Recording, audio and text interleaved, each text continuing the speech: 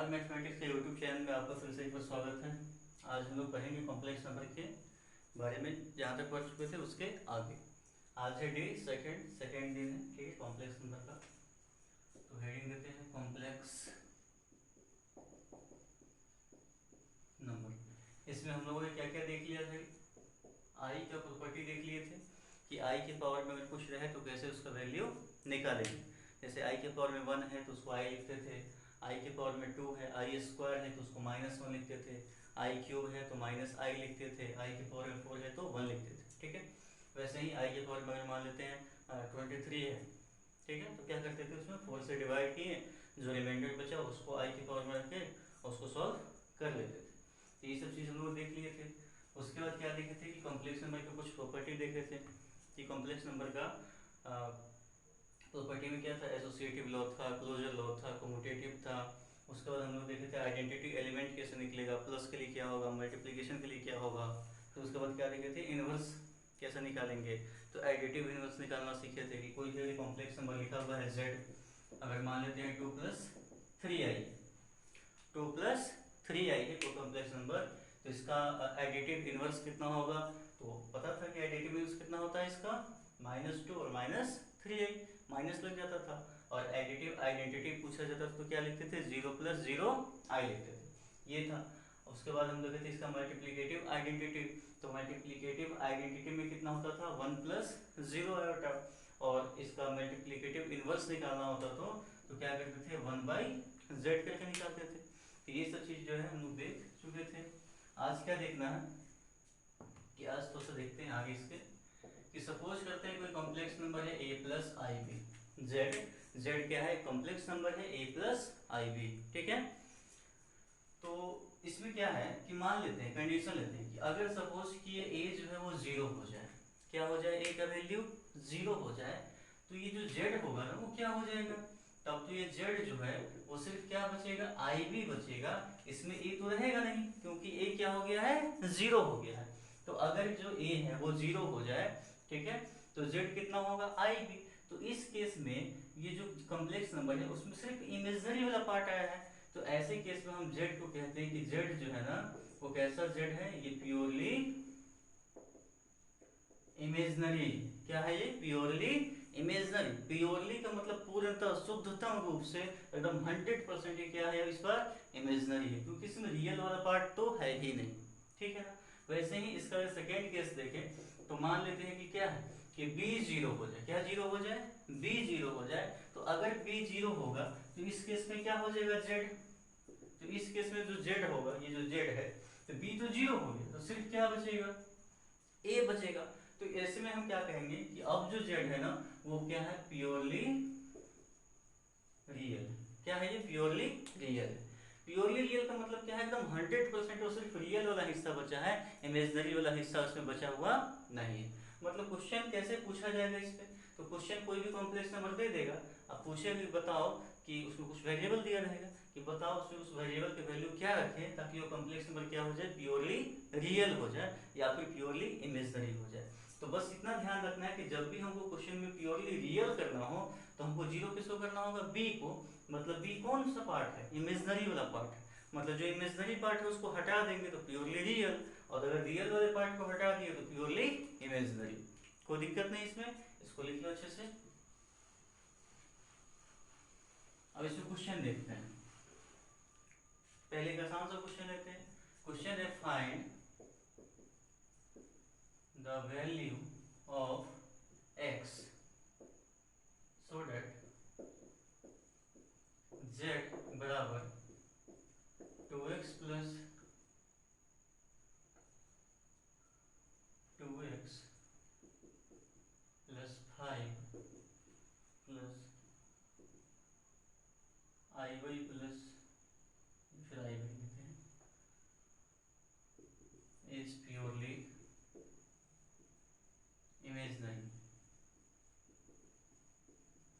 ये क्वेश्चन है, क्या करना है इसमें से, तो इसमें करना यह है कि find the value of x, x का वैल्यू निकालना है, सो डैट ये जो कॉम्प्लेक्स नंबर z 2x + 5, अब प्लस में कितना है iy, ये कैसा होना चाहिए, प्योरली इमेजिनरी होना चाहिए, ये हमको बताना है। तो क्वेश्चन हम लिखते हैं यहाँ पे सॉल्यूशन, ठीक है। और z जो है कितना लिखा हुआ है 2x प्लस 5 और प्लस में क्या लिखा हुआ है i y लिखा हुआ है, यही लिखा हुआ है ना। अच्छा क्वेश्चन ये करना था कि इसको हमको बनाना है प्योरली इमेजिनरी। क्या बनाना है इसको? Purely imaginary. मतलब जो क्वेश्चन है ना उसमें सिर्फ इमेजिनरी ही रहना चाहिए, रियल वाला हिस्सा नहीं होना चाहिए। तो ये प्योरली इमेजिनरी कब बनेगा? तो जब ये रियल वाला हिस्सा क्या हो जाए, खत्म हो जाए, जीरो हो जाए। इसका मतलब हम जीरो किसको करने वाले हैं? 2x प्लस 5 को। तो 2x प्लस 5 अगर जीरो है, ठीक है, 2x प्लस 5 कितना है? जीरो है, तो 2x कितना हो जाएगा? -5। इसका मतलब x का वैल्यू आने वाला है कितना? -5/2। नीचे दिखाई दे रहा है?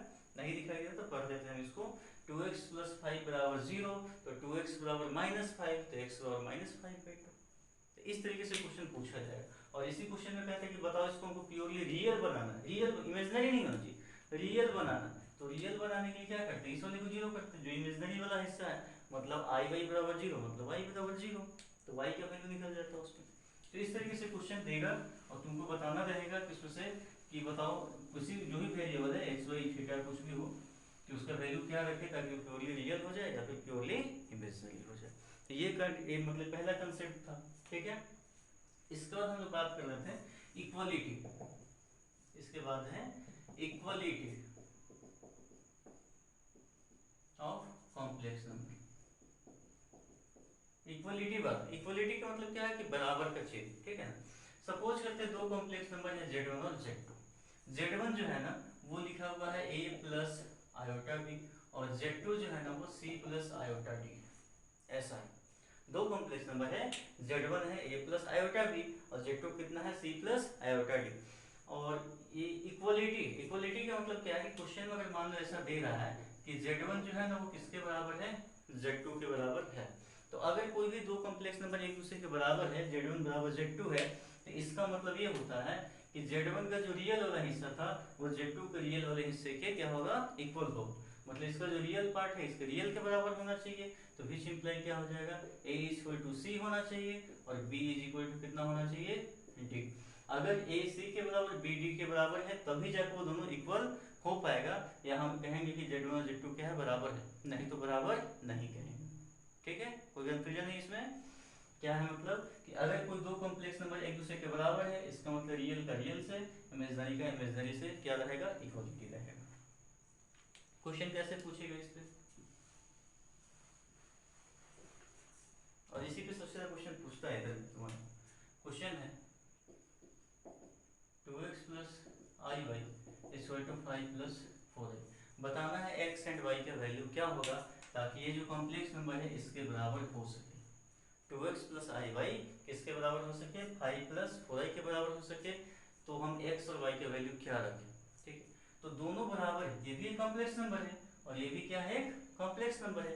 अब दोनों एक दूसरे के इक्वल है, तो इक्वल पहले से लिखा हुआ है कि इक्वल है, तो जब इक्वल है तो इसका मतलब इसका जो रियल था उसके रियल के बराबर है। मतलब 2x किसके बराबर होना चाहिए था? 5 के। और इसका जो इमेजिनरी है किसके बराबर? इमेजिनरी के बराबर। इसका मतलब y किसके बराबर? 4 के। आई तो कट ही जाएगा, इसका मतलब हमको x मिलेगा कितना? 5/2 और y मिल गया है 4। तो इस तरीके से हम क्वेश्चन बनाएंगे किस पे? इक्वलिटी पे। और भी क्वेश्चन देखेंगे इसका, ठीक है। ये था इक्वलिटी का क्वेश्चन। तो इक्वलिटी जहां भी दो कॉम्प्लेक्स नंबर बराबर दिखाई दे, कैसे भी लिखा हुआ, रूट में रहे, स्क्वायर में रहे, कुछ भी रहे, दो बराबर के चिन्ह अगर दिखाई देता है तो हम क्या करेंगे कि इसका रियल उसके रियल के बराबर, इसका इमेजिनरी उसके इमेजिनरी के बराबर करेंगे। ठीक है, सब पे क्वेश्चन देखेंगे। इसके बाद हम लोग बात कर लेते हैं इक्वलिटी के बाद इनइक्वालिटी।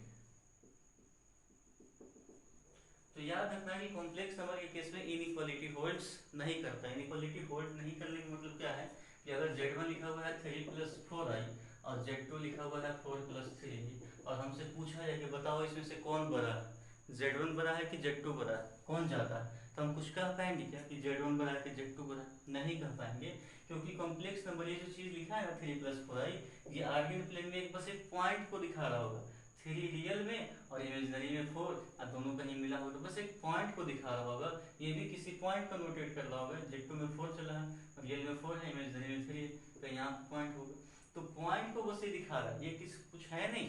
जो 3 प्लस 4i है 4 प्लस 3i है, इसको अगर हम प्लेन पे देखेंगे तो बस एक पॉइंट को डिनोट कर रहा है तो पॉइंट में तुम कह नहीं सकते कि कौन सा पॉइंट ज्यादा है कौन सा पॉइंट कम। ये बात अलग है कि अगर हम कहें कि ओरिजिन से इसका दूरी और ओरिजिन से इसका दूरी, इसका ओरिजिन से दूरी ज्यादा है, इसका ओरिजिन से दूरी कम, ये अलग बात है। ऐसे दोनों है बराबर ही, ठीक है, दोनों बराबर ही होगा।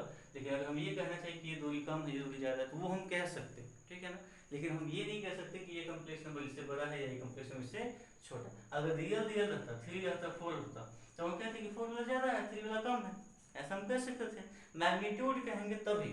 लेकिन जब हम कॉम्प्लेक्स नंबर के बारे में बात करेंगे तो हम नहीं कह सकते कि कौन ज्यादा है कौन कम है, ठीक है, क्योंकि उसमें इनइक्वालिटी नहीं होता।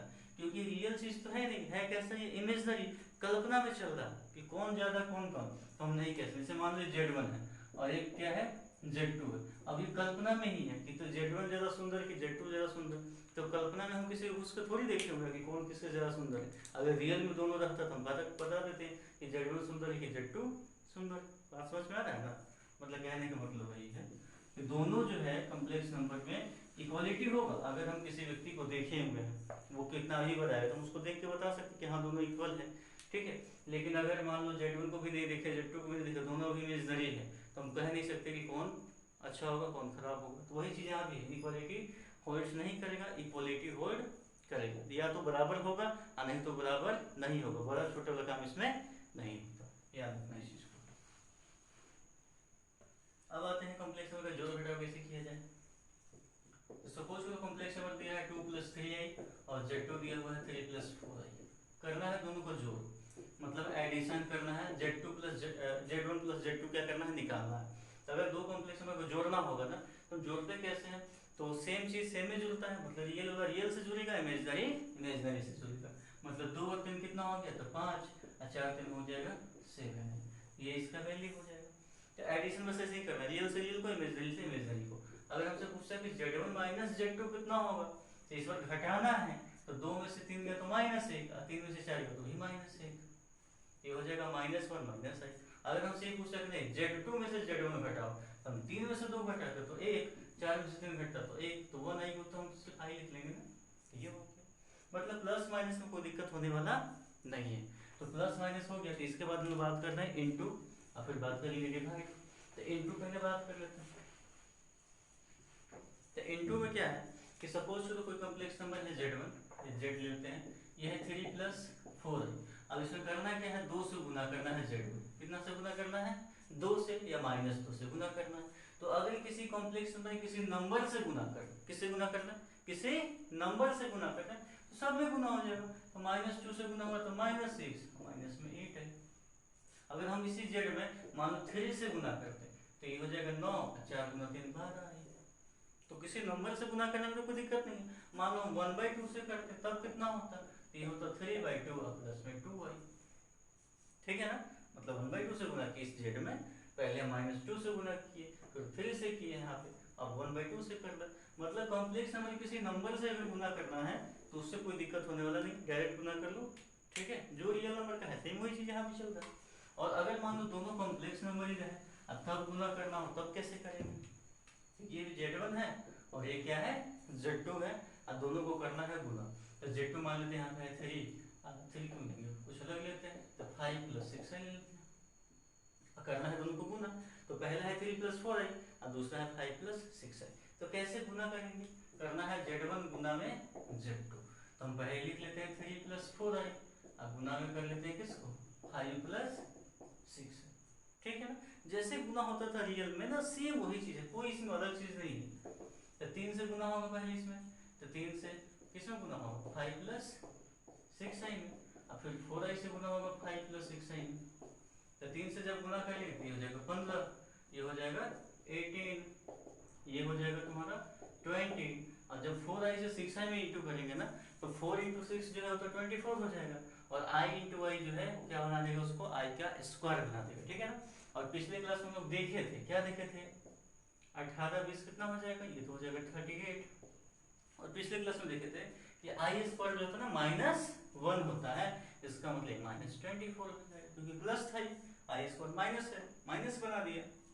अब ये कितना हो जाएगा, तो ये 15 है और ये 24 है, तो 15 और -24 मतलब माइनस में कितना हो गया 9 और प्लस में 38, ये इसका आंसर हो गया। मतलब दो कॉम्प्लेक्स नंबर को गुना भी करना हो तो कोई दिक्कत होने वाला नहीं है, आराम से हम लोग गुना कर सकते हैं। ठीक है, तो गुना से ही एक नियम है। नियम क्या है? बेसिक बस कैलकुलेशन है कि अगर मान लो ऐसे क्वेश्चन दे दे 2 + i और स्क्वायर पूछ दे, मान लो 2 + 3i इसका क्यूब पूछ दे, तो ये सब कैसे निकलेगा? तो सेम चीज है, a + b का जैसे होल स्क्वायर निकलता था वैसे निकलेगा, इस a + b का होल क्यों निकलता था सेम वैसे ही निकलेगा। कुछ इसमें बहुत बड़ी चीज दी है, जैसे वहां बनाते थे ना 10th में 9th में, सेम वही चीज यहाँ भी चल रहा है।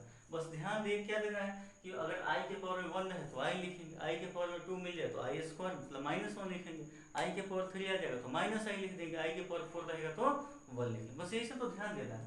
तो करते हैं इसका, तो a + b का होल स्क्वायर, तो a² + 2 × a × b और प्लस में b स्क्वायर, यही नियम ना होता है। ये हो जाएगा 2 का स्क्वायर 4, ये हो जाएगा 4i और i स्क्वायर तो अभी देखे थे कितना होता है -1, तो 4 में से 1 गया तो 3 और प्लस में 4i, ये हो गया इसका आंसर। अगर हम इसको सॉल्व करना होता तो a + b का होल क्यों करते हैं, और a + b का होल क्यों क्या होता है बताओ, याद है?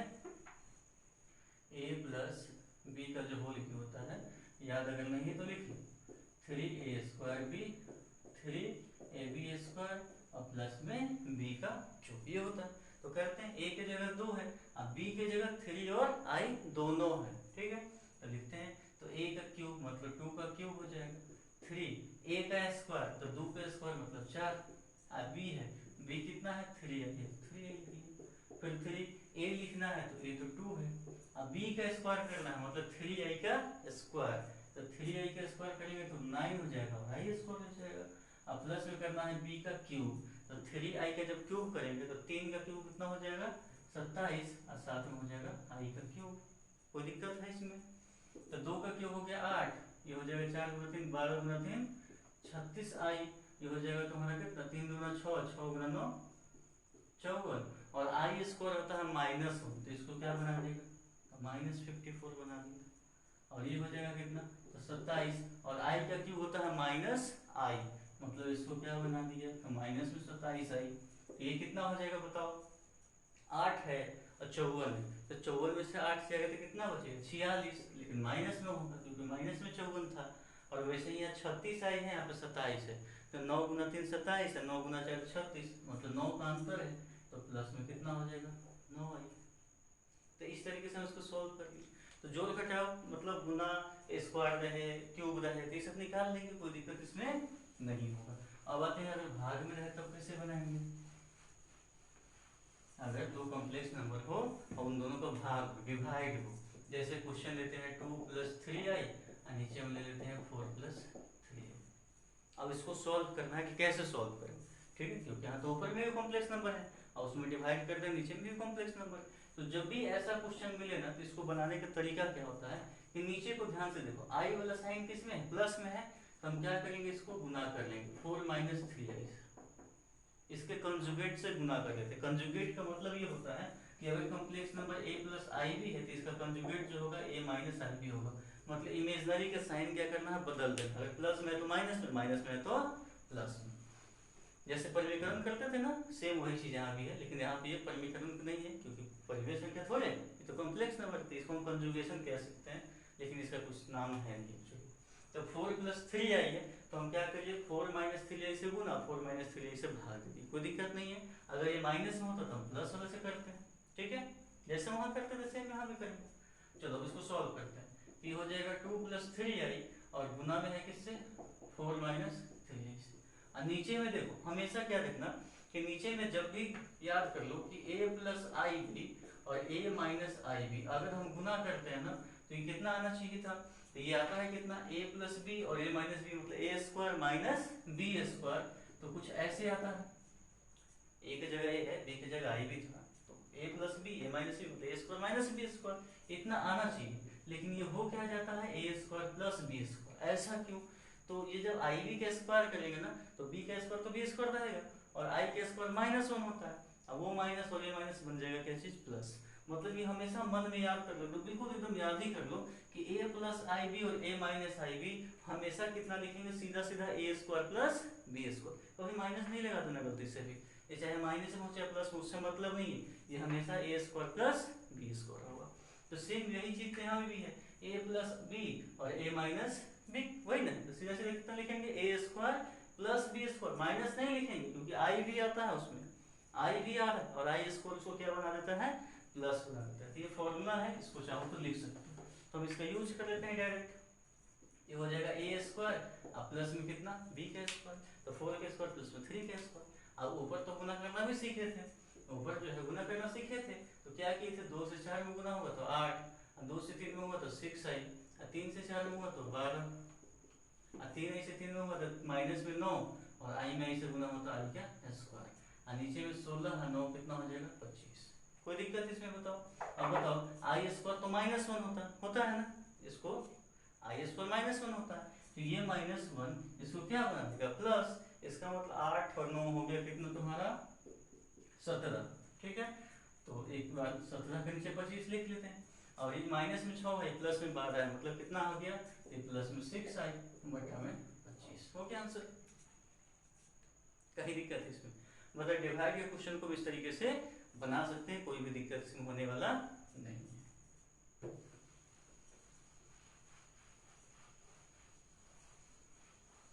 अच्छा डिवाइड में अगर मान लो 2-3 चीज रहे, ठीक है, क्वेश्चन ऐसे रहे, 2 + 3 लेते हैं, एक हो गया यहाँ पे 3 + 4 आई भी ले रहे हैं, नीचे में 5 + 6 आई भी लेते हैं, साथ में 7 + 8 आई।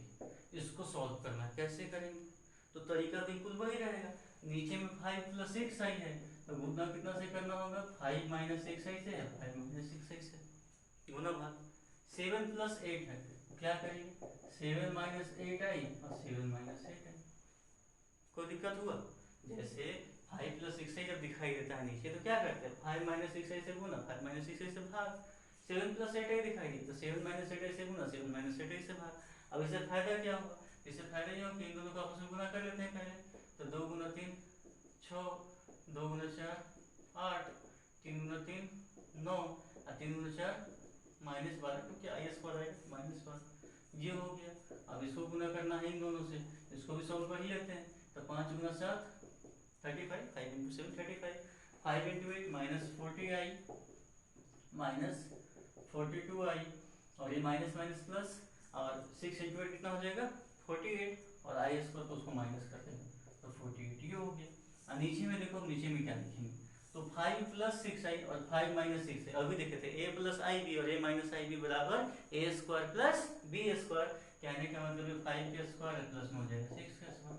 अब गुना किससे करना है, a + ib और a - ib, तो 7 के स्क्वायर और प्लस में कितना हो जाएगा 8 के स्क्वायर। अब इसको जो सॉल्व करेंगे तो 6 में से 12 गया तो -6, और 8 9 कितना हो जाएगा 17 आई। अब गुना कितना से करना है इसको, तो 35 में से 48 जाएगा तो कितना हो जाएगा, तो 35 और 5 40, और उधर में 8, तो 8 5 कितना हो गया 13 आई हो जाएगा। 40 और 42 मिलकर हो जाएगा 82 आई।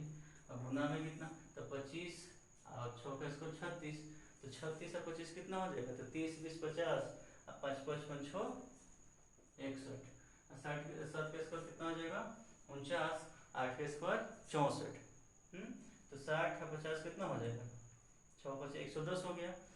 110 में से एक तो पहले चला गया तो 113, 7 के स्क्वायर 49, 8 के स्क्वायर 64, 49 से 64 कितना हो गया 113 हो गया।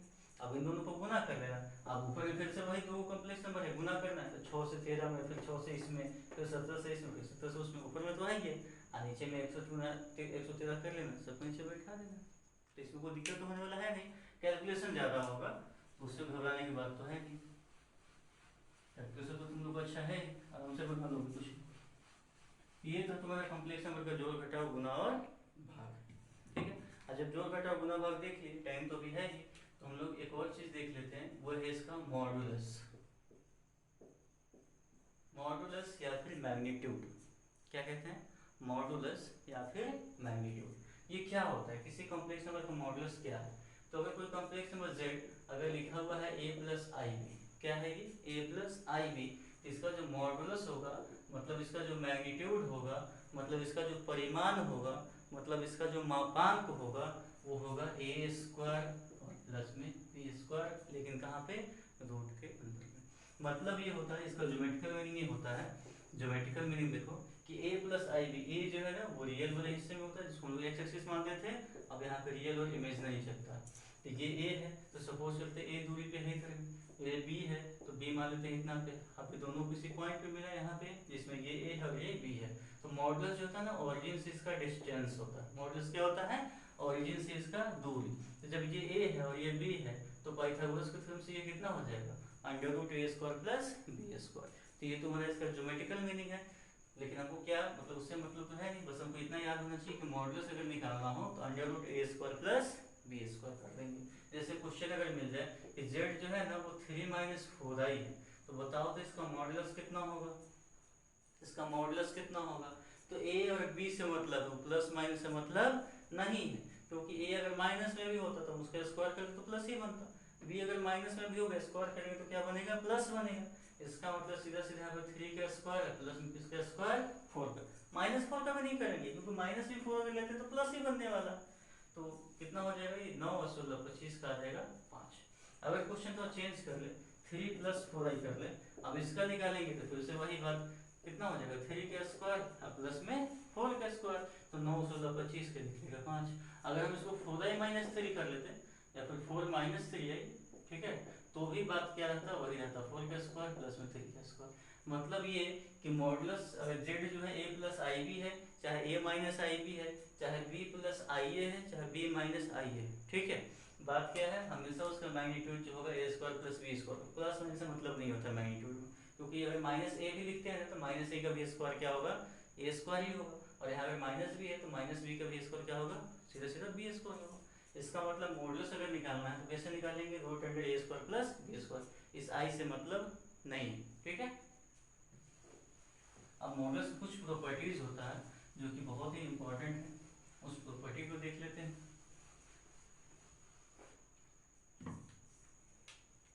तो सबसे पहला प्रॉपर्टी मॉडुलस का, मॉडुलस का जो है प्रॉपर्टी देखते हैं, ठीक है ना। अच्छा मॉडुलस जब देख रही है तो एक और चीज देखो, फिर प्रॉपर्टी को देखेंगे तो और अच्छे से इसमें कुछ चीज और ऐड हो जाएगा। Conjugate, conjugate of a complex number, conjugate का मीनिंग क्या होता है। तो अगर कोई complex number z a plus I B है, इसका जो कंजुगेट है ना उसको हम दिखाते हैं z बार से, और z बार जो होगा वो कितना होगा, ठीक है ना। z बार का वैल्यू क्या होगा, लिखने का जो लाइन होता है उसको बार बोलते हैं, तो z बार का वैल्यू जो होता है ना वो होता है a माइनस आई बी। अब इसका मीनिंग क्या है, कंजुगेट का मतलब क्या समझे हम, तो मतलब ये समझना है कंजुगेट का कि ये मेरा रियल एक्सिस और ये कौन सा एक्सिस, इमेजिनरी एक्सिस, ए और आई बी, तो रियल में कहीं पे ए है और इमेजिनरी में ऊपर में कहीं पे बी के है, दोनों मिलके किसी पॉइंट पे पहुंचा था जिसका कोऑर्डिनेट था ए और बी। अब कंजुगेट का मीनिंग ये होता है कि अगर रियल एक्सिस मान लो आईना बन गया, दर्पण मिरर, ठीक है, मान लो क्या बन गया, ये मिरर बन गया आईना, ठीक है। और आईना से याद है कि मेरी एक पुस्तक आने वाली है, हर आईना झूठा है, अगले 1 महीने के अंदर में आ जाएगी, अमेजन पे मिलेगी, चाहो तो खरीद के पढ़ सकते हो, ठीक है। तो ये ए और बी है, तो कंजुगेट का मतलब क्या है कि अगर मेरा रियल एक्सिस आईना मिरर बन जाए तो इसका परछाई बनेगा, बनेगा ना परछाई, तो परछाई कहाँ बनेगा, इसमें बनेगा, किसमें बनेगा, नीचे बनेगा, तो जितना ऊपर है उतना ही इसका नीचे बनता है, उतना ही नीचे बनेगा। तो इस जिस पॉइंट पे बनेगा ना वही है यहाँ पे, वही उसका कंजुगेट कहलाता है। तो कहाँ बनेगा बताओ, तो ए जो है ये तो चेंज नहीं हो रहा, चेंज तो बस ऊंचाई पहले बी था, अब ऊंचाई कितना हो गया, माइनस बी, क्योंकि नीचे हो गया। मतलब इस पॉइंट का कोऑर्डिनेट की अगर बात करें तो ए और क्या आएगा, माइनस बी हो, तो वही लिखा हुआ है ए और माइनस आई बी, ठीक है। तो कंजुगेट का मीनिंग अगर कोई पूछे कि बताओ कंजुगेट का ज्योमेट्रिकल मीनिंग क्या है, ठीक है, क्या समझते हो उसे, तो हम ये समझ सकते हैं कंजुगेट जो है जिस भी पॉइंट को दिखा रहा होगा कॉम्प्लेक्स नंबर, उस पॉइंट का रियल एक्सिस के सापेक्ष में, रिस्पेक्ट में उसका इमेज को बताता है कंजुगेट। तो अगर निकालने का तरीका क्या है, a प्लस आई बी है तो a माइनस आई बी कर लेंगे। जैसे क्वेश्चन अगर मान लो z अगर लिखा हुआ है 3 प्लस 4i, तो इसका कंजुगेट जो होगा वो कितना हो जाएगा, तो कंजुगेट हो जाएगा 3 माइनस 4i, बस। अगर मान लो क्वेश्चन ये लिखा हुआ है कि z जो है वो 5 माइनस 3i, इसका कंजुगेट कितना हो जाएगा, इसका कंजुगेट 5 प्लस 3i हो जाएगा, क्योंकि ये माइनस में था तो प्लस में होगी। अगर कोई क्वेश्चन ऐसे लिखा हो कि z जो है ना वो -3 और माइनस में 3i लिखा हो, इसका जो कंजुगेट है वो कितना होगा, तो पहले से हम कोई मतलब ही नहीं है, जैसा है वैसे उतारो, बस आई वाले के साइन को बदल देना, ये हो गया।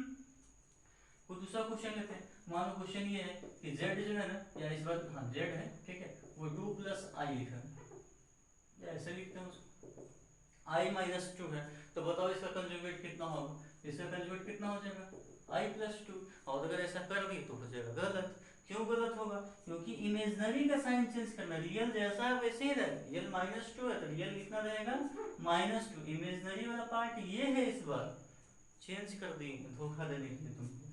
तो ये आई है तो इस बार कितना लिखेंगे? इसको माइनस है। उससे कोई मतलब नहीं, रियल वाले से कोई मतलब नहीं है, सिर्फ इमेजनरी का साइन चेंज होगा। जैसे क्वेश्चन है z जो है वो 5 है, इसका कंजुगेट भी कितना रहेगा? 5, क्योंकि इसमें इमेजनरी तो है ही नहीं, जैसा वैसे ही।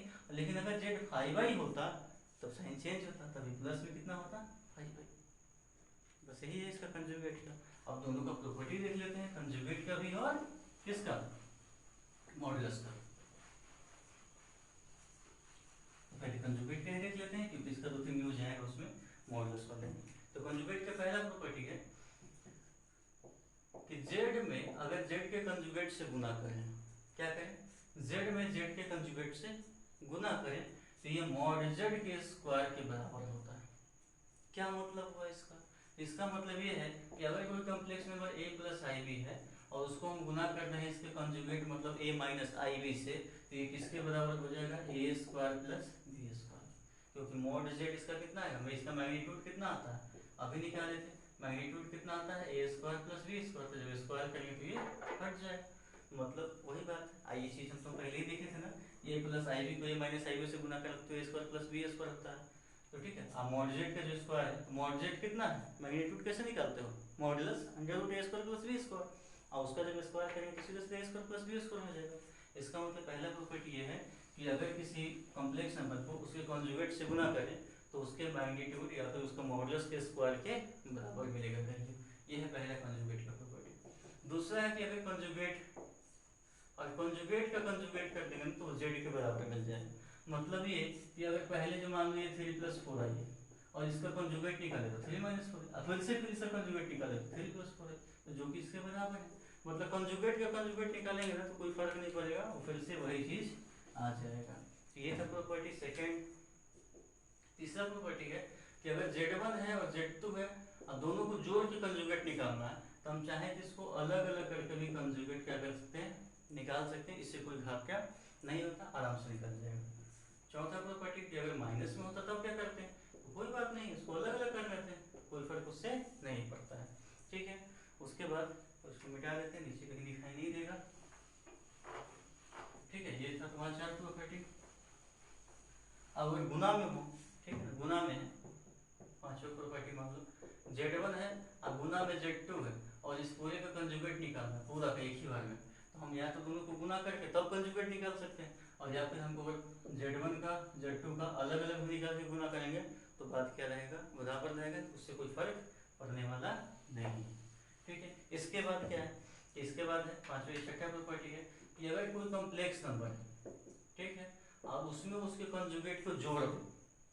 कोई कॉम्प्लेक्स नंबर है और उसमें क्या करते हैं? उसके कंजुगेट को जोड़ रहे हैं, मतलब पहले a प्लस आई बी था और उसमें उसी के conjugate a minus I B को जोड़ रहे हैं, तो जोड़ेंगे तो खाली कितना बचेगा? 2a बचेगा। ये दोनों क्या हो जाएगा? कैंसिल। मतलब ये और कि इसका बचता है 2 गुना रियल पार्ट। क्या बचता है? 2 गुना किसका? रियल पार्ट का। इमेजिनरी पार्ट उसमें कट जाता है। और सातवां जो प्रॉपर्टी होगा कि अगर कॉम्प्लेक्स नंबर में से कंजुगेट को घटा देते हैं ना तो ये बचेगा 2 गुना कौन सा पार्ट? इमेजिनरी पार्ट बचेगा। किसका? इमेजिनरी पार्ट का 2 गुना बचेगा। ये है तुम्हारा कंजुगेट का प्रॉपर्टी। अब इस पे जो है क्वेश्चन देख लेते हैं कुछ। अच्छा, डिवाइड वाले देख लो। गुना में जब अलग अलग हुआ था तो डिवाइड में वही होगा कि z1 है z2 है और इस पूरे का कंजुगेट निकालना तो हम अलग अलग करके भी निकाल सकते हैं, इससे कोई दिक्कत नहीं होता। ठीक है, अब आते हैं इसमें मॉडल्स का प्रॉपर्टी लिख लेते हैं। ये तो तुम्हारा किसका था? कंजुगेट का था। कुछ मॉड का प्रॉपर्टी लिख लो फिर क्वेश्चन देखेंगे। प्रॉपर्टी ऑफ मॉडुलस, सबसे पहला प्रॉपर्टी क्या प्रॉपर्टी? मॉड z जो होता है वो कितना होता है ए स्क्वायर प्लस बी स्क्वायर होता है। तो मॉड z का जब स्क्वायर करेंगे तो ये कितना हो जाएगा ए स्क्वायर प्लस में बी स्क्वायर। कहने का मतलब रियल पार्ट का स्क्वायर और प्लस में इमेजिनरी पार्ट का स्क्वायर, क्योंकि ए जो होता था रियल पार्ट होता था और बी जो होता था क्या होता था इमेजिनरी पार्ट होता था। तो रियल पार्ट का स्क्वायर और प्लस में इमेजिनरी पार्ट का स्क्वायर, ये था तो पहला ये प्रॉपर्टी नहीं है तो फॉर्मूला ही है। दूसरा प्रॉपर्टी देखते हैं कि मॉड z जो होता है ना वो हमेशा जीरो या जीरो से ज्यादा होता है, क्योंकि मॉड z जो है मॉडुलस है, कुछ ना कुछ उसका मैग्नीट्यूड है। अब है क्या चीज कि कोई भी पॉइंट होगा तो ओरिजिन से उसका कुछ ना कुछ तो डिस्टेंस होगा, निगेटिव डिस्टेंस तो कभी होता नहीं है। अगर वो इधर भी होगा तो डिस्टेंस इसका कुछ ना कुछ होगा, और डिस्टेंस को हम पॉजिटिव लेके चलते हैं, निगेटिव नहीं लेते। तो मॉडुलस जो है एक तरीके से डिस्टेंस है वो, तो या तो पॉइंट ओरिजिन पे हो जाए तो डिस्टेंस जीरो हो जाएगा, और अगर ओरिजिन को छोड़ के कहीं भी जाएगा तो ओरिजिन से कुछ ना कुछ तो दूरी रहेगा, मतलब उसका डिस्टेंस जो होगा कुछ ना कुछ मिलेगा, मतलब पॉजिटिव होगा। ये प्रॉपर्टी है कि मॉड z जो होता है ना हमेशा जीरो या जीरो से ज्यादा होता है। और अगर कहीं ये जीरो हो जाए, अगर ये जीरो है इसका मतलब उसका रियल पार्ट भी जीरो था और इमेजिनरी पार्ट भी जीरो था, तभी जाके जीरो हुआ है। क्योंकि A square plus B square zero होने का मतलब है ए भी जीरो है और बी भी जीरो है। ठीक है, ये है तुम्हारा तीन प्रॉपर्टी। आगे देखते हैं।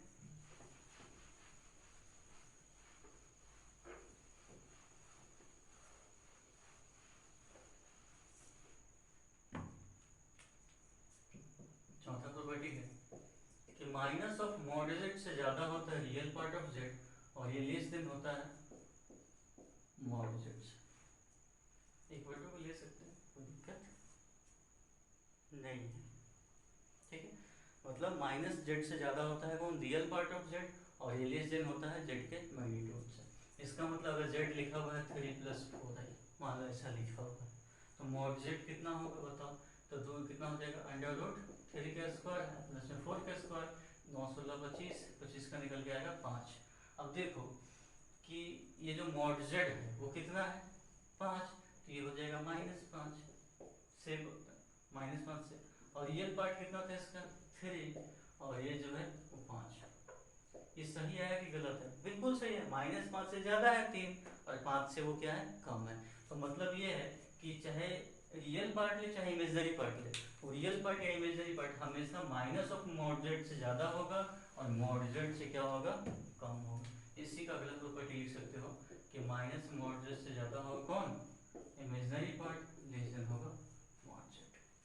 ठीक है, ये दो प्रॉपर्टी हो गए, ये चौथा और पांचवा प्रॉपर्टी हो गया। इसके बाद आगे देखते हैं।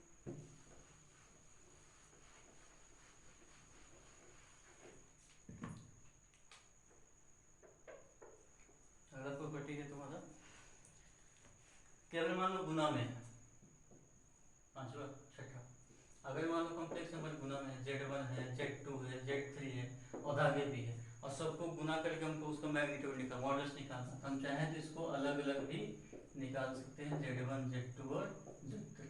अगर दो को रखता तो z1 अलग z2 अलग, और चार जो है z1 z2 z3 z4, तो सबको एक साथ गुना करके नहीं निकालना, सबको बारी बारी से भी मैग्नीट्यूड निकाल के गुना कर लोगे तो भी काम चल जाएगा, उससे भी घाटा नहीं होता। तो जब इनटू में ये चीज़ है तो डिवाइड में भी यही रहेगा कि अगर z1 है नीचे में z2 है और इसका मॉडल्स निकालना तो हम इसको अलग अलग निकाल लेंगे, इससे कोई दिक्कत होता नहीं। ध्यान देना कि नीचे में जीरो कभी नहीं होगा, नीचे में जीरो हो जाएगा तो फिर तो बन ही नहीं पाएगा क्योंकि वो अनडिफाइन कर देगा। मतलब ये कि अगर मान लो कॉम्प्लेक्स नंबर है 3 + 4 है या नीचे में 4 + 5 है, अब पूछ रहा बताओ इसका मैग्नीट्यूड कितना मॉडल्स कितना है, तो हमारे पास तरीका पहला क्या है, या तो हम इसको जैसे डिवाइड में सॉल्व करते थे पहले वैसे सॉल्व कर लें, और तब जो आएगा a और b तो a² + b² करके निकालें। दूसरा तरीका है कि हम इसका निकाल लेंगे अलग, तो हो जाएगा 9 16 25, 25 का निकलेगा 5, और इसका निकाल लिया अलग तो हो जाएगा 16 25 41, 25 से 35 41, तो रूट में 41, तो डायरेक्ट इक्विवेलेंस इसका आंसर 5/√41। मतलब अगर मॉडल्स निकालना है डिवाइड में क्वेश्चन है तो ऊपर का अलग निकाल लो नीचे का अलग निकाल लो, कोई दिक्कत नहीं, वैल्यू बिल्कुल सेम होगी। भाग देकर के निकाले तब चाहे डायरेक्ट निकाल ले, कोई फर्क उससे पड़ता नहीं। ये कुछ प्रॉपर्टी है मॉडल्स का।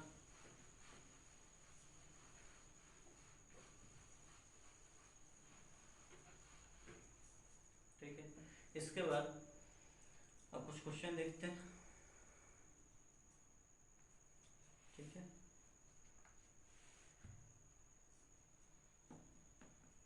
क्वेश्चन को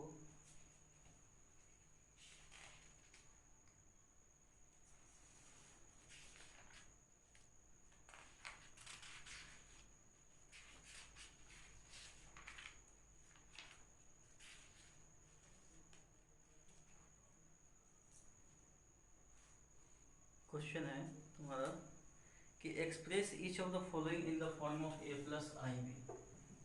express each of the following in a plus I b, ये तुम्हारा आर्टिस्ट है, ठीक है।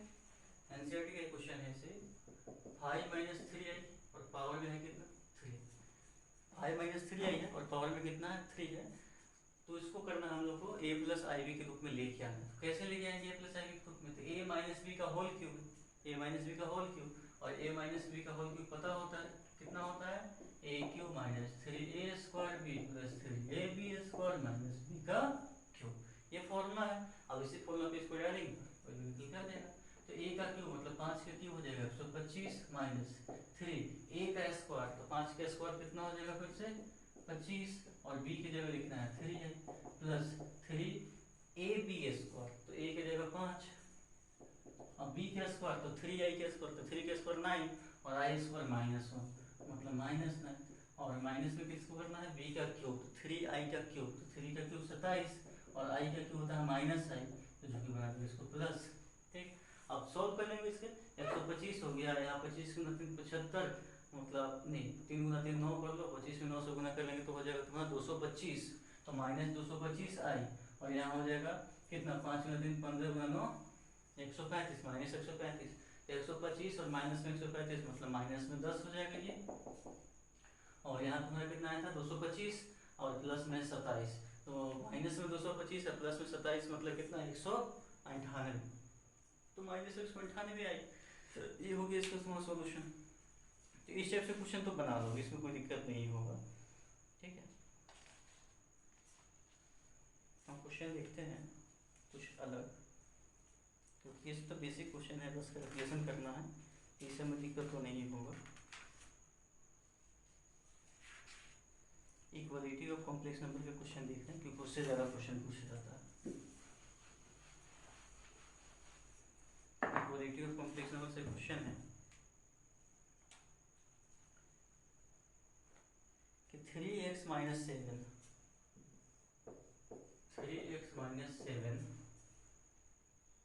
प्लस 2i वाई, और ये बराबर है -5y प्लस 5 प्लस एक्स और साथ में i। बताना है x एंड y का वैल्यू, ताकि ये जो कॉम्प्लेक्स नंबर है इसके बराबर हो सके, ये कॉम्प्लेक्स नंबर इसके बराबर हो सके, ताकि मतलब कब होगा x और y के वैल्यू हमको बताना है। तो जब दोनों कॉम्प्लेक्स नंबर है और बीच में इक्वलिटी का साइन है, तो बताया थे इक्वल तभी होता है जब रियल रियल के बराबर, इमेजनरी इमेजनरी के बराबर होगा। इसका मतलब 3x और -7 जो होगा किसके बराबर होना चाहिए था, -5y के बराबर होना चाहिए था, और यहाँ जो 2y है, i तो दोनों में है 2y, वो किसके बराबर होना चाहिए था 5 प्लस x के, तभी जाके कॉम्प्लेक्स में बराबर हो पाएगा। मतलब दो इक्वेशन हमको यहाँ से मिला, कौन कौन, तो 3x और प्लस में 5y बराबर में 7, और यहाँ मिल गया है कितना, इसको लिख सकते हैं कैसे, और x माइनस 2y बराबर में -5, तो हम इसको लिख लेते हैं x माइनस 2y बराबर में -5। अब दो इक्वेशन है और x और y दो वेरिएबल है, linear equation in two variable 10th में पढ़े थे। सॉल्व करने का तरीका, यहाँ 3 से गुना कर लेंगे, इसको नहीं करेंगे क्योंकि x यहाँ पे 3 है, यहाँ पे x1 है, 3 से गुना कर लेंगे तो ये हो जाएगा 3x, ये हो जाएगा 6y, और ये हो जाएगा कितना माइनस में 15 हो जाएगा। उसको घटा देंगे तो घटाएंगे तो 6 और 5 हो जाएगा 11y, और घटाएंगे तो 15 और 7 हो जाएगा कितना 22, तो y का वैल्यू मिल गया कितना 2, और y अगर 2 है तो किसी एक में रख के हम x का वैल्यू निकाल लेंगे। यहाँ पे रखते तो 4, तो हो जाएगा इधर आएगा तो -1, तो x का वैल्यू कितना मिल गया -1, मतलब x -1 है, y कितना है 2 है। तो इस टाइप से क्वेश्चन था।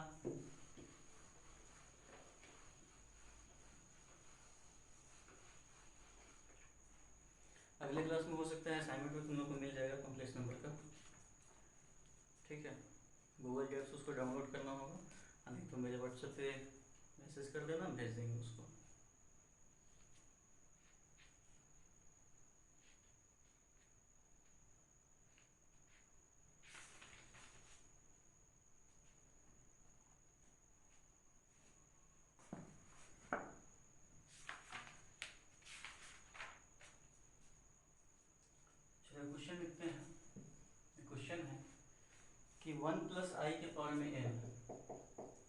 वन प्लस आई और बटा में है वन माइनस आई, ठीक है, पावर में है m और बराबर में है 1।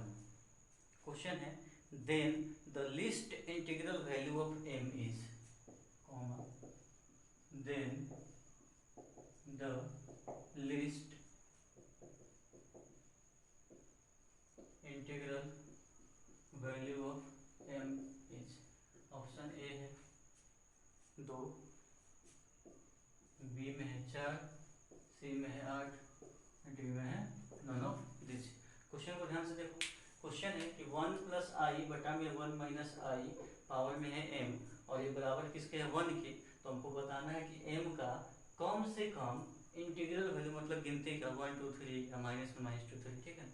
और लेकिन ये कैसे इंटीग्रल लेना है, ऑप्शन के बाद ये है 2 4 8 मतलब पॉजिटिव लेके चलना है। तो हमको इंटीग्रल चाहिए m की जगह पे क्या रखें ताकि इसका वैल्यू किसके बराबर हो जाए, 1 के बराबर हो जाए। अब ये क्वेश्चन बहुत ज़्यादा पूछता है, ठीक है ना। तो कैसे बनाएंगे ध्यान से देखो। तो बनाते हैं ऐसे इसको। तो 1 प्लस आई है, नीचे में 1 माइनस आई है, पावर में इनको छोड़ते हैं। अब हम इसको सॉल्व करके देखते हैं कि आता कितना है।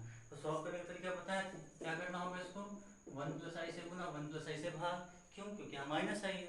इससे फायदा ये हो जाएगा, ये बन जाएगा a प्लस बी और a प्लस बी मतलब a प्लस बी का होल स्क्वायर, मतलब a square plus 2 into a into b plus में b का स्क्वायर। और नीचे कितना हो जाएगा a plus b a minus b, तो a square minus b square.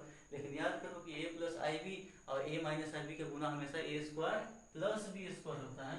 ये हो जाएगा 1 स्क्वायर 1 स्क्वायर, ये हो जाएगा 1 2y माइनस 1, नीचे में भी 2, 1 से 1 कटा, ये हो गया 2y बटा में 2, मतलब सिर्फ कितना मिला हुआ है i। मतलब क्वेश्चन जो है ये एक्चुअली लिखा हुआ है i के पावर में m, तो i के पावर m है और वो बराबर होना चाहिए 1 के। तो कब होता है बराबर, m के जगह पर हम क्या रखेंगे ताकि 1 हो जाए। तो या तो m 0 हो, तो m अगर हम 0 रख देंगे तो m के पावर 0 बराबर, तो i के पावर 0 कुछ भी तो 1 हो जाएगा। लेकिन ऑप्शन तो 0 था नहीं, ऑप्शन में कितना है 2 है 4 है 8 है। तो अगर हम 2 रख लेंगे तो आई स्क्वायर तो -1 होता है या तो +1, मतलब गलत नहीं हुआ। अगर 4 रख लें तो आई के पावर 4 तो 1 होता ही है, मतलब आंसर कितना हो जाएगा 4। अगर हम इसको दूसरे तरीके से बनाना चाहें तो आई के पावर m जो है 1 के बराबर है, और 1 जो होता है आई के पावर 4 के बराबर होता है। इसका मतलब m का वैल्यू सीधा सीधा कितना मिला 4, ठीक।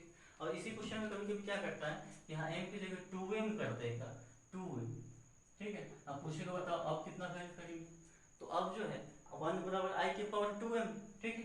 1 किसके बराबर है, आई के पावर 2m के। तो 1 को हम फिर से वही लिखेंगे, कितना लिखेंगे आई के पावर में 4। इसका मतलब 2m जो होगा किसके बराबर होगा 4 के, इसका मतलब m किसके बराबर होगा 2 के। मतलब इस क्वेश्चन में m का वैल्यू 2 होगा, और सिर्फ अगर m रहे तो कितना वैल्यू देगा 4। तो दोनों क्वेश्चन पूछा जाता है, ध्यान से बनाना।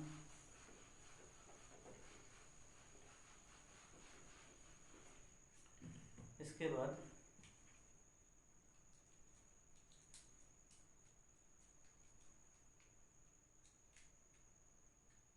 z दिया है ना 1 प्लस आई दिया है, क्वेश्चन है z बराबर 1 प्लस आई।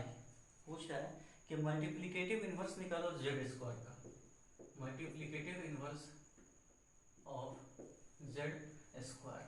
z स्क्वायर का मल्टीप्लिकेटिव इनवर्स निकालना है, z का नहीं निकालना, इसका निकालना है z स्क्वायर। तो सबसे पहले तुमको ये बताना होगा कि आखिर z स्क्वायर है कितना। तो z हमको मिला है 1 प्लस आई, ठीक है। तो 1 प्लस आई का स्क्वायर कर लेंगे तब ना z स्क्वायर मिल जाएगा। तो 1 प्लस आई का स्क्वायर करेंगे तो हो जाएगा a स्क्वायर 2ab और b का स्क्वायर, तो 1 2y -1, क्योंकि इसको -1 होता है, ये तो कट गया, कितना मिला 2y मिला है बस। इसका मतलब z स्क्वायर कितना है 2y, और इसी का हमको निकालना है मल्टीप्लिकेटिव इनवर्स।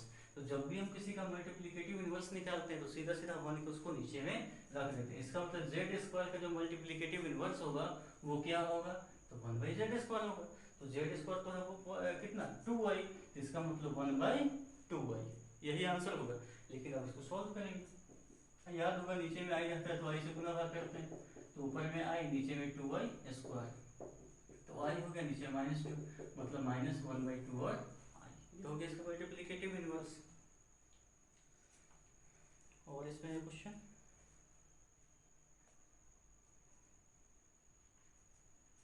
एक और क्वेश्चन देखते हैं कंजुगेट। देखो क्वेश्चन बनाओगे सबसे जितना भी तुम्हारे एनसीईआरटी हो, आरडी शर्मा हो, केसी सिन्हा हो, टीएमएच हो, ठीक है, अरिहंत हो, दिशा दिशा का हो, सिंगेश का हो, जिस भी किसी का बुक हो, बनाओगे क्वेश्चन बनेगा, ठीक है, दिक्कत नहीं होगी। तो क्वेश्चन एक है तुम्हारा कि कंजुगेट निकालना है 2 - 3i 4 - i, 2 - 3i 4 - i, इसका बताना है कंजुगेट, इसका कंजुगेट क्या होगा, तो बताए थे इसका हमको निकालना है कंजुगेट, कंजुगेट के सिंबल होता है।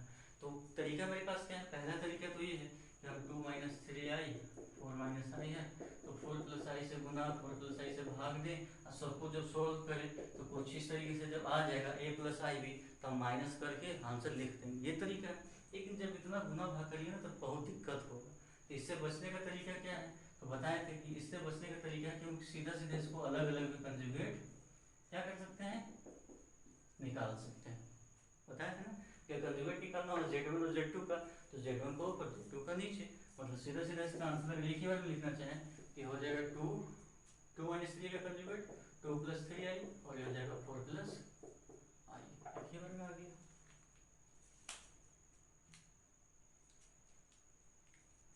तो अब इसको सॉल्व करना होगा, 2 + 3i 4 + i आ गया। अब इसको क्या करेंगे, तो सॉल्व करेंगे, सॉल्व करने का तरीका क्या होगा, 4 - i से गुना, 4 - i से भाग देना, जो भी इसका आंसर हो जाए।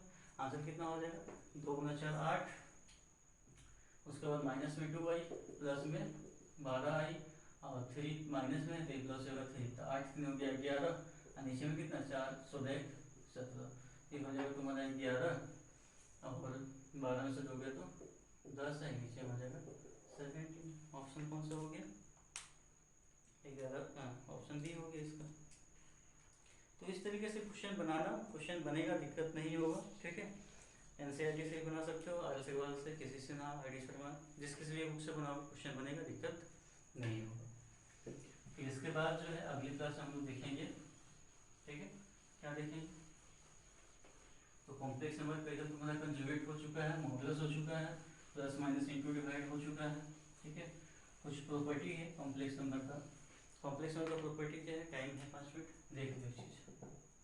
जैसे रूट में -4 है, रूट में कितना है -4, इसको हम क्या लिखें, ठीक है, क्या लिखेंगे रूट में -4 को, तो रूट में अगर -1 होता है ना, तो इसको हम लोग क्या लिखते हैं i, तो रूट में लिखा हुआ -4, तो -4 को हम लोग क्या लिखेंगे, -1 और गुना में 4 लिख सकते हैं, कोई दिक्कत है नहीं। और इस जगह पे हम क्या लिख लेंगे i, और इस जगह पे लिख लेंगे 2, इसका मतलब इसका वैल्यू कितना है 2 है। तो अगर रूट में -4 लिखा हुआ है तो उसके जगह पे हम कितना लिख सकते हैं 2i लिख सकते हैं। और अगर रूट में -5 होता तो हम इसको लिखते हैं -1, और रूट में 5, और -1 की जगह i लगा देते हैं, तो कितना हो जाता है ये i√5। अब √5 का वैल्यू नहीं पता है तो उतना ही छोड़ते, √4 का वैल्यू पता था तो लिख लिए थे, इसमें कोई दिक्कत नहीं है। अब इसी पे एक प्रॉपर्टी है, बहुत ही काम का प्रॉपर्टी है, वो प्रॉपर्टी क्या है देखो, कि अगर रूट में ए बी है तो हम इसको अलग अलग तौर पे लिख सकते हैं, तभी लिखेंगे इफ एटलीस्ट वन ऑफ ए और बी इज पॉजिटिव।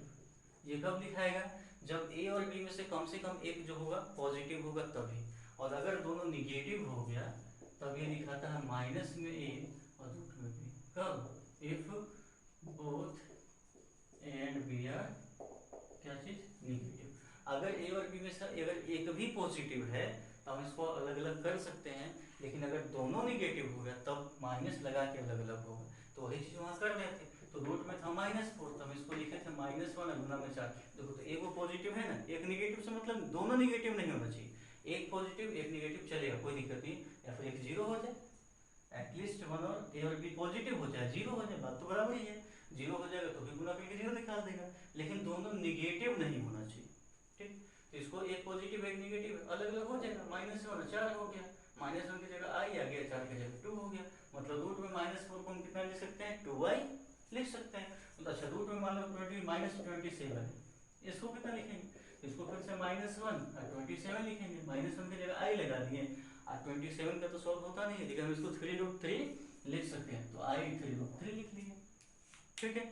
लेकिन अगर दोनों निगेटिव है, क्या है दोनों निगेटिव है, जैसे मान लो लिखा हुआ है -2 and 2 -2, और अगर हम इसको लिख ले -2 और गुना -2 तो ये साफ साफ गलत हो जाएगा। अब इसको लिखना है ना तो एक माइनस बाहर लगा के लिखेंगे, तब जाके सही होगा, नहीं तो क्या होगा गलत होगा, ठीक है। याद रखना है, ध्यान में रखना है इसको, क्योंकि माइनस अगर नहीं लगाएंगे ना तो 2 और -2 दोनों बराबर हो जाएगा, जो कि सीधा सीधे इसको क्या कर देगा बराबर।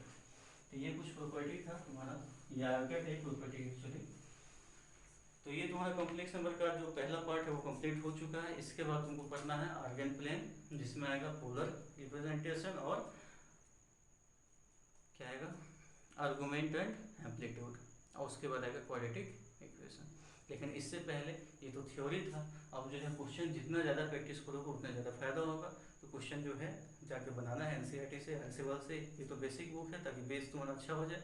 इसके बाद तुम जिस बुक से भी बनाना चाहो बना सकते हो, लेकिन साथ ही साथ अगले क्लास में हो सकता है तुम्हारे पास असाइनमेंट जो है पहुँचे, तो असाइनमेंट से क्वेश्चन क्या करना है बनाना है, जहाँ भी दिक्कत होगा पूछना है। ठीक है, मिलते हैं फिर अगले वीडियो में, तब तक के लिए जय हिंद, जय भारत, हंसते रहो, मुस्कुराते रहो, खुश रहो, चलो।